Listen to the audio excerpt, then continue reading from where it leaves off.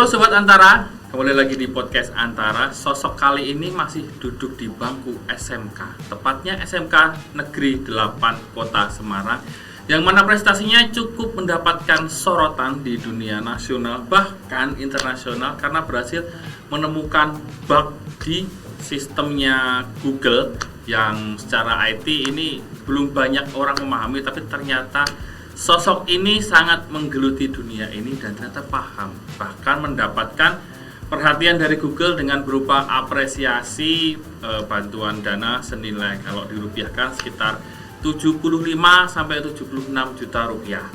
Siapakah dia? Yaitu Abdullah Muzakir. Ya, halo Mas. Zakir, gimana kabarnya? Baik Mas. Masih sekolah? Iya, sekolah. Sering bolos nggak? Ya, kadang-kadang. Nyata ya. Zakir, sebenarnya apa yang kamu lakukan? Kalau biasanya saya lakukan, ini waktu di rumah ya Mas atau di sekolah nih? Ya, di rumah dulu, aja. terus di sekolah. Kalau di rumah sih biasanya aku itu Mas, yang pertama hunting bug di perusahaan-perusahaan gitu kan. Terus biasanya sih kalau malam ambil kursus sih Mas, kursus gitu belajar. Malamnya kursus? Iya gitu Mas. Terus kalau siang ya sekolah Mas. Gitu. Waktunya tapi nggak ini ya, maksudnya nggak terpecah ya dengan kamu suka kegiatan di luar. Alhamdulillah udah ada to-do list sih Mas, jadi lebih ke manage waktunya gitu sih Mas. Aku langsung aja di penasaran itu. Ketika kamu ngutak-ngatik di Google, itu kan nggak percobaan pertama yang langsung dapat, maksudnya langsung bisa repot. Ceritain gimana itu? Ini ceritanya dari dari awal ya. Dari Oke. awal bagaimana kamu menarget Google itu sebagai bug? Jadi sebenarnya tuh saya sebenarnya dengan tim Mas, dengan teman lah, partner gitu, emang udah suka cari-cari bug gitu Mas. Biasanya kita cari di perusahaan Indonesia, terus perusahaan luar juga gitu kan Mas. Yeah. Nah karena kita udah terbiasa cari-cari gitu, kita bikin tantangan nih Mas. Kita bikin tantangan, yuk nge-hack Google, cobalah gitu. Akhirnya udah sepakat tuh bikin targetin Google. Nah kita coba-coba lah cari-cari gitu. Udah 4 kali kita report kan, terus ditolak terus kan. Akhirnya laporannya kelima itu sebenarnya sempat mau ditolak Mas. Jadi kan di Google Bug Hunter itu ada 2 kategori Mas. Yang pertama ada Vulnerability Reward Program, itu khusus vulnerability. Yang kedua ada Abuse Risk. Nah Abuse Risk ini bug yang bisa dibilang kayak unik lah Mas, unik-unik gitu biasanya. Nah saya nemunya tuh di bagian Abuse Risk ini. Jadi mungkin saja waktu pertama itu Google ngira kalau laporan saya nggak valid itu kan karena kurang penjelasan mungkin ya. Terus kita sempat adu argumen selama setengah bulan gitu. Akhirnya ya kita bikin video, diterima deh gitu sih Mas. Oh, laporannya itu berarti sejak tahun berapa kamu klaim kirimkan pertama kali itu? Akhirnya diterima? Kalau pertama kali sih mungkin di awal 2020 Mas, itu pertama kali ini. Terus kalau diterima di awal 2021 ya. Seingat saya gitu sih Mas. Kalau boleh tahu bug jenis apa yang kamu serang waktu? Itu bug jenis bisnis sih Mas, bisnis logic error, sama yang spesifiknya lebih ke BAC atau broken access control gitu sih Mas. Apa itu yang menurut kamu, wah ini bugnya ini yang membuat? Menurut aku sih secara garis besar, secara singkat aja BAC itu kayak bisa ngakses data orang lain gitu sih Mas. Berarti istilahnya ada potensi data bisa bocor ya? Iya betul Mas, ada potensi data bisa bocor ketika bug ini tidak dibetulkan oleh Google. Iya benar Mas itu. Dan sih. alasan pertama Google ketika menolak itu kenapa? Alasannya karena penjelasan saya kurang Mas. Penjelasannya iya, kurang detail. Mungkin dia salah paham atau gimana gitu kan Mas, nggak tahu aku juga. Terus ketika dijelaskan selanjutnya, awalnya nolak lagi Mas. Iya, soalnya kan belum jelas lagi. Kan waktu itu kan juga bahasa Inggris kan kurang-kurang gitu ya Mas, awal-awal belajar. Terus akhirnya minta bantuan teman buat bikin laporan yang detail, akhirnya diterima Mas gitu. Diterimanya itu kamu ditelepon atau langsung dikontak sama pihak Google? Itu diterimanya tuh kayak ada template laporannya sih Mas. Kan ada laporan diterima sama ditolak, udah ada template-nya sendiri-sendiri. Jadi waktu itu tuh malam-malam Mas lagi bergadang kan, lagi bergadang terus buka email gitu kan, kaget ada email. Wah, ternyata diterima, itu seneng, happy banget kan Mas. Terus akhirnya itu malam-malam itu aku kayak apa ya, excited gitu kan, kayak senengnya itu karena seneng bakal dapat duit, tahu bakal Iya, dapat duit, iya, atau senengnya itu karena diakui gitu? enggak senengnya tuh Dua-duanya. karena dapat pengakuan dari Google itu mas, soalnya itu yang aku incar dari dulu sih mas gitu. Dan kamu juga pernah melakukan hal yang sama di perusahaan lain. Iya gitu mas, di perusahaan lain gitu. Tingkat apresiasinya berbeda. Berbeda tergantung dari bug yang ditemui, tergantung dari seberapa besar perusahaan itu, sama biasanya tergantung dari kebijakan perusahaannya sih mas itu. Sebenarnya kan itu kategori hacker ya, yang Iya. ada black hacker and White hat hacker. Istilahnya Benar. hacker yang baik lah istilahnya ya, yang nggak aneh-aneh. Iya. Kenapa kamu memilih jalur mendalami dunia hacker ini, meskipun banyak pandangan sosial itu bahwa hacker itu lebih ke konotasinya yang negatif, meskipun white hat hacker itu udah hacker yang baik, tapi orang nggak banyak tahu. Iya bener mas, jadi waktu pertama belajar tuh awalnya juga ditolak sama orang tua mas, kan yang tadi disebutkan konotasi hacker kan kayak Betul. tabu gitu kan, Iya. masih jahat gitu kan. Terus akhirnya saya coba jelasin dikit-dikit sama orang tua. Sebenarnya tuh saya pengen juga atau mau kepincut ke dunia black hat juga mas, kan waktu itu kan sempet tuh nge-hack perusahaan dan di dalamnya ada uang banyak gitu kan, tertarik. Perusahaan Ya. apa itu, keuangan? Iya keuangan. Kartu kredit? Lebih ke financial services sih, kayak Oke. OVO Dana cuma di luar negeri gitu. Nah itu di situ banyak uang tuh mas, hampir ke gocek atau kan mas, hampir tak ambil semua itu kan. Sebenarnya kamu bisa melakukan itu ya? Bisa, cuma kan mungkin Habis ini hubungi aku ya? mungkin karena dari pendidikan dari orang tua kan yang backgroundnya agama, jadi masih mikir 2 kali buat ambil sih mas gitu sih. Wah, oke. Dari mana kamu tahu semua itu? Maksudnya dari Belajar sejak kapan? Kan dunia hacker tuh nggak serta-merta kemudian belajar dari YouTube dan sebagainya.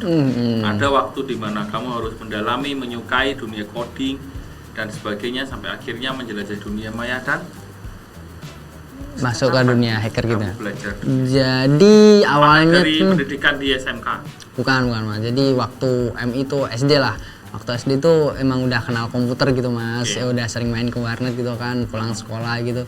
Terus kelas 5 atau 6 itu berhenti ke warnet kan, fokus ujian kan itu. Iya. Nah terus di SMP itu kebetulan keluarga habis beli laptop gitu kan mas, walaupun laptopnya kreditan gitu kan.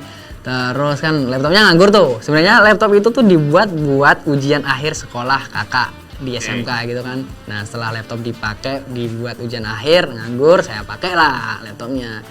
Nah kan dulu kan internet kan nggak ada di rumah nih mas, jadi mau nggak mau harus ke angkringan gitu kan, pesen es teh terus nongkrongnya berjam-jam gitu Iya. kan. Jangan-jangan angkringannya kamu hit juga?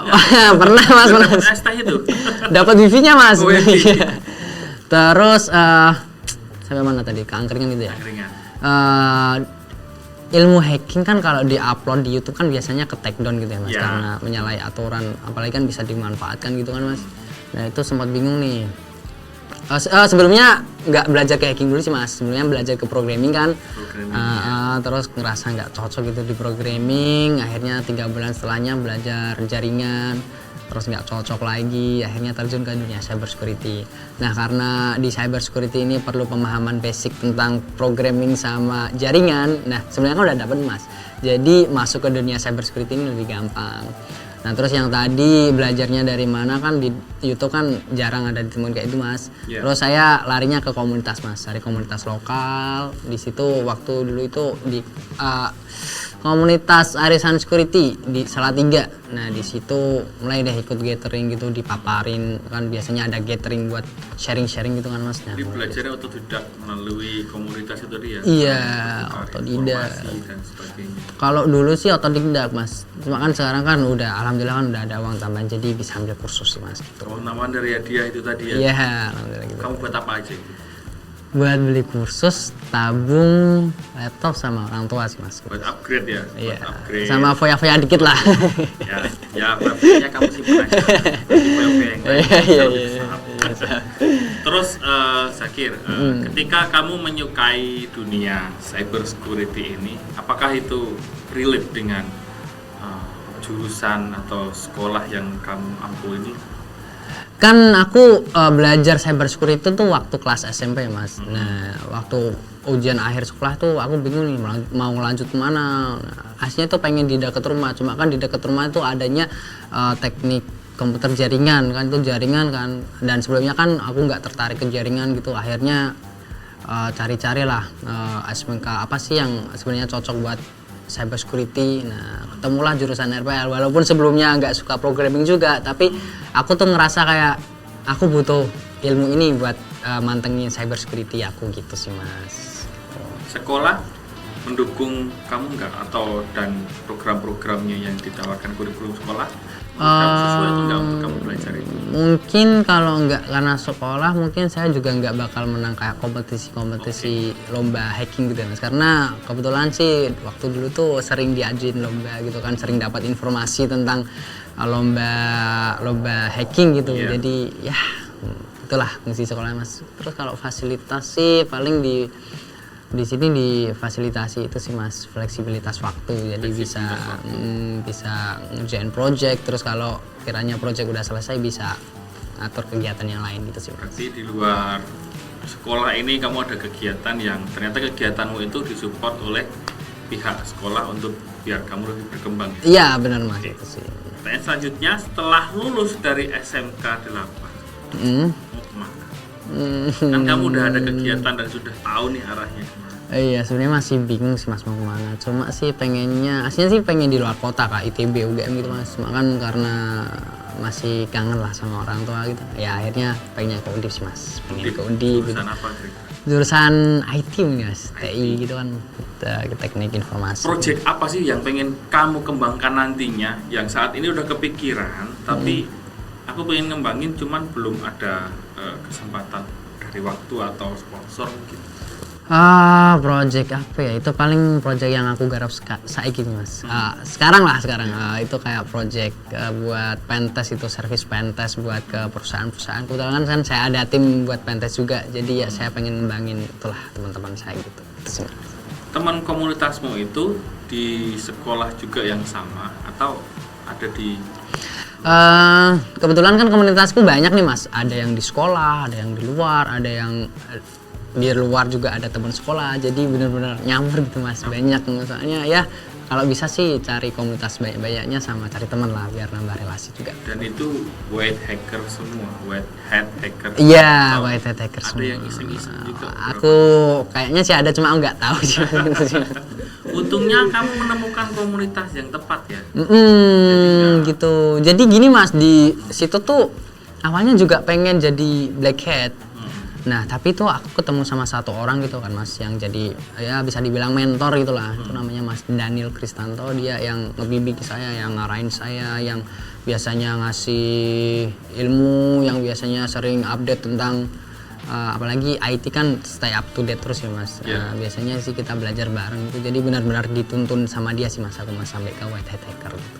Menurut kamu, untuk anak seusia kamu, apa yang harus dilakukan teman-teman yang lain kalau pengen belajar atau mendapatkan prestasi yang sama seperti Zakir? Mereka harus gimana nih? Mungkin dari pengalaman aku ya Mas, dari pengalaman aku sih yang pertama cari komunitas sih Mas, cari komunitas gitu, terus cari teman yang banyak, terus juga kuat-kuatin iman aja lah Mas, karena kenapa itu?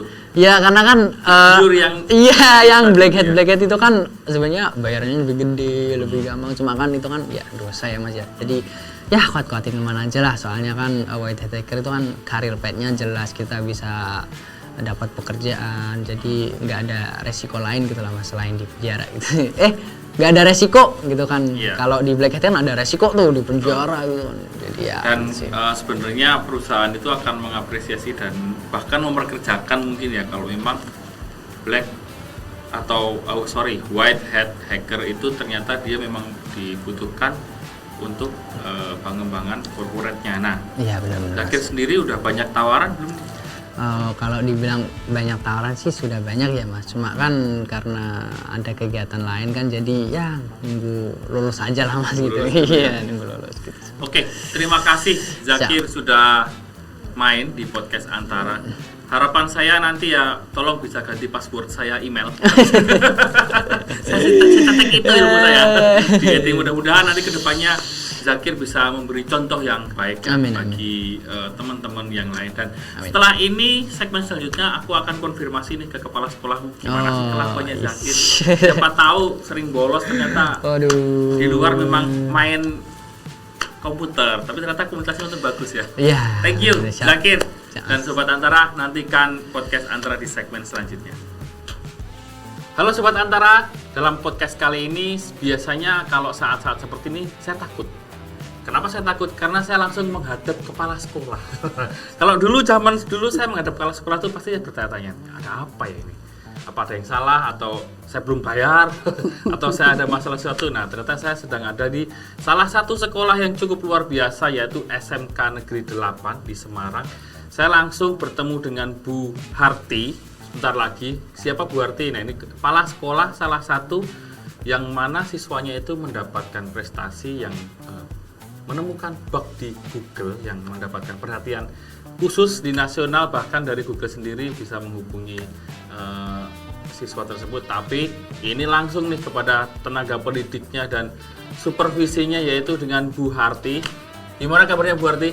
Alhamdulillah baik. Saya biasanya takut bukan ke depan sekolah karena takutnya saya belum bayar atau bolos.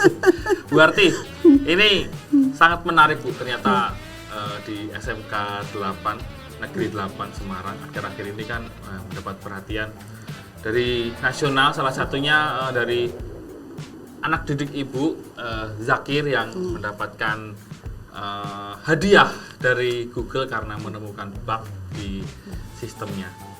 Gimana Bu pendapatnya?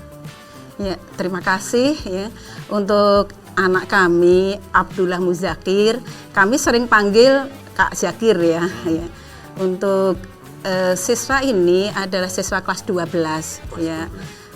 Jurusannya rekayasa perangkat lunak.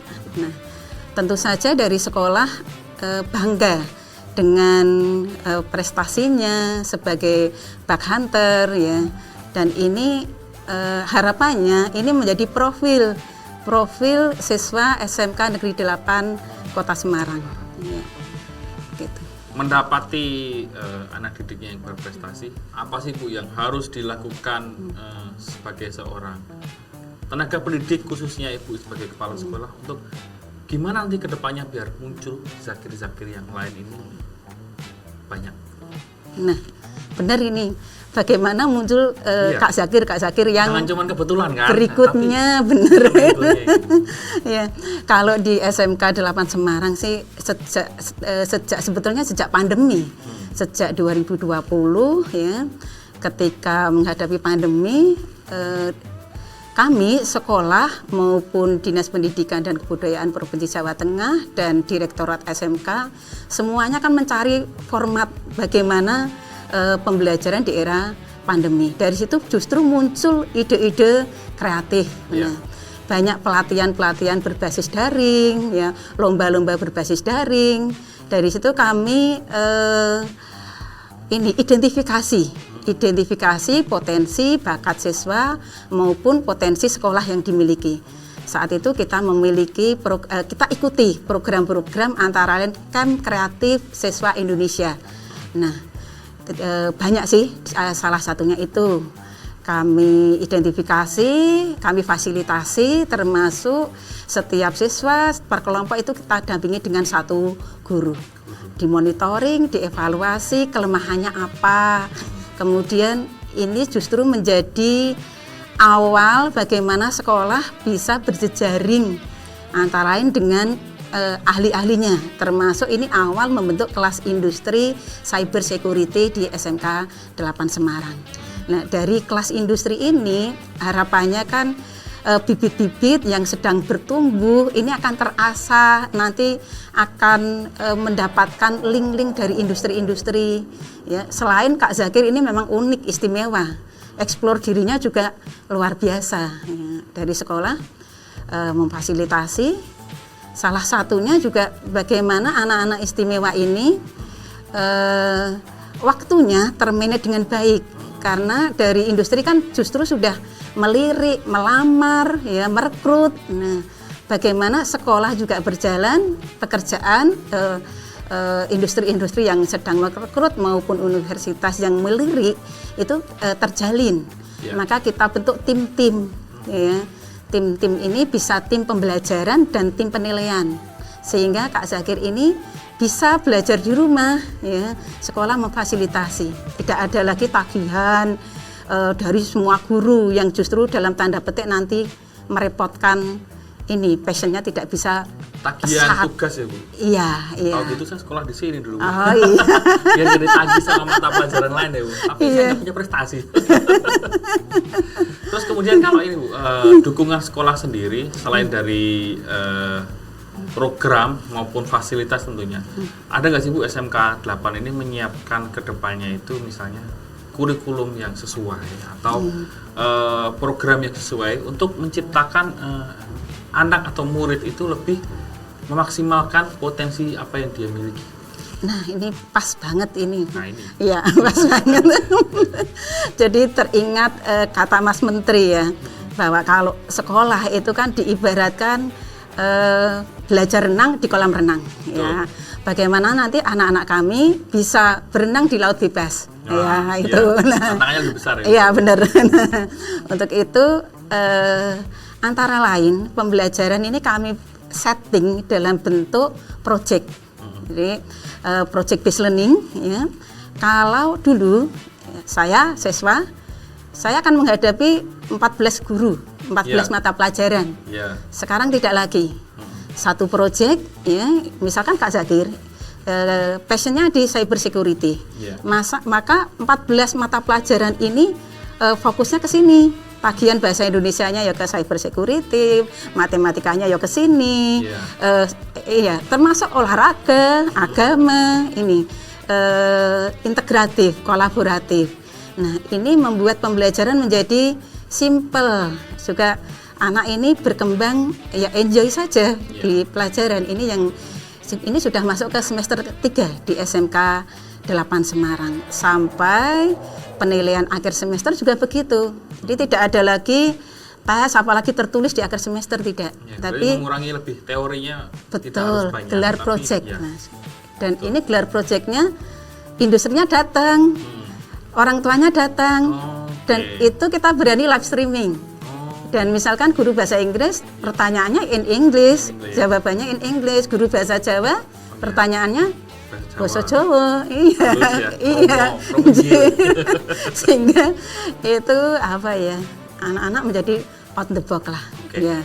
Berarti memang menurut Bu Harti sendiri sebenarnya baiknya program-program yang selama ini di sekolah tuh harusnya memang diintegrasikan dengan bakat dan minat dari siswa sendiri ya Bu. Benar, agar anak-anak itu sekolah itu ya seperti bermain, seperti Ki Hajar Dewantara katakan, sekolah itu sebagai taman bermain.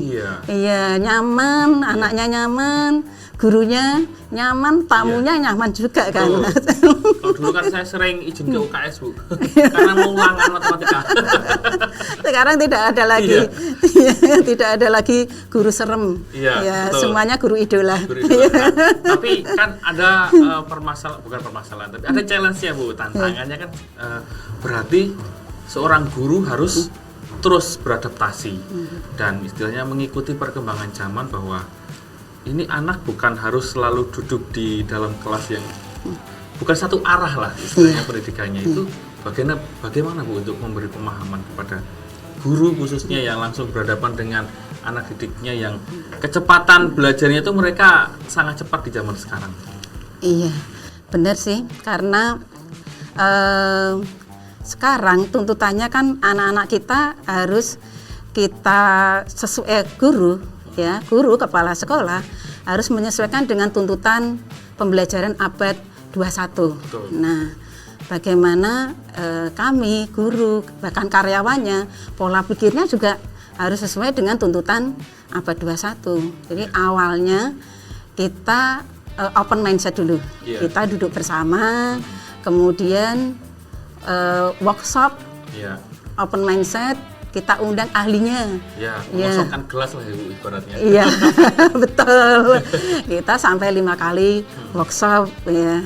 Akhirnya pola pembelajaran yang dulu misalkan reguler, satu anak harus 14 tagihan, itu sekarang sudah berproses, sudah semester ke-3.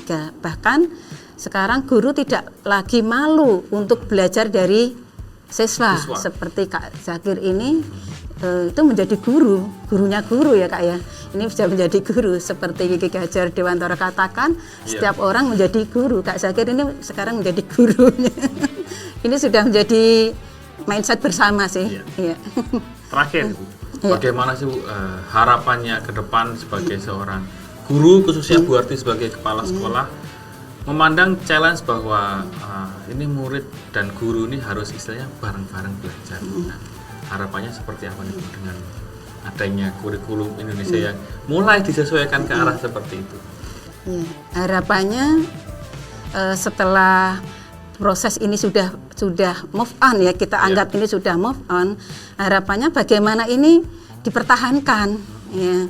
Kadang perubahan itu ketika baru beberapa kali proses perubahan, kadang suatu saat mungkin kita ingin mundur dulu ya, maksudnya mundur boleh tapi siap-siap untuk maju. Untuk itu sebetulnya pemerintah itu banyak program-program untuk upskilling, reskilling, banyak program-program update kompetensi guru. Tinggal bagaimana di sekolah itu menciptakan budaya, kepala sekolahnya ya mempermudah, gurunya mau upskilling 2 minggu silahkan ya, kompetensi berkembang di sekolah juga berkembang. Kadang kan maaf ya Mas, kadang kan tidak boleh guru pergi meninggalkan kelas, justru boleh, pergilah, kulaan ilmu pergilah ya, kita semacam dalam tanda petik kelasnya ditinggal, tapi kan sekarang anak-anak juga biasa kan belajar jarak jauh. Di remote juga biasa. Mereka kerja remote juga biasa. Biasa pembelajaran tidak tatap muka ya. Iya, itu hikmahnya. Iya. Baik, terima kasih Bu Harti sudah main di podcast Antara. Demikian Sobat Antara, podcast bersama dengan Bu Harti, salah satu kepala sekolah, bukan salah satu, memang satu-satunya kepala sekolah di SMK 8 Negeri Kota Semarang, yang mana memiliki visi yang cukup visioner, bagaimana agar guru dan murid ini sama-sama belajar di satu bidang yang bisa disesuaikan dengan adaptasi zaman. Jangan lupa saksikan podcast Antara di YouTube Antara TV Indonesia, Spotify di podcast Antara, dan di Noise di podcast Antara, dan juga di kanal video antaranews.com. Sampai jumpa di podcast selanjutnya. Dadah.